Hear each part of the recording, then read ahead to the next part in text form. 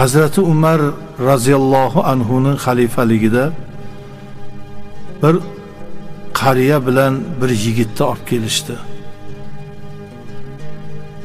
Qariyani peshonasi yorilib qon oqib turardi, ko'zi ko'kargan. Bular kim dedilar Hazrati Umar?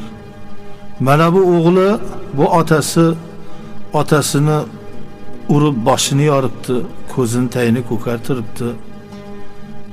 Ey bola, otani urish gunohi azimligini bilmadingmi? Allohdan qo'rqmadingmi? Ya amiral mu'minin, aytayotgan Allohingiz kim? Nima u? Gunoh degan so'z nima? Men faqat poda boqishni, molga qarashni bilaman. Hazrat Umar taajjublanib otaga qaradi. O'g'lingga gunoh savobni tushuntirmaganmisan? Allohni bildirmaganmisan? Mol boqishni o'rgatibman. Boshqa narsaga vaqt topolmaganman. Seni ham mol deb urib yoribdi-da.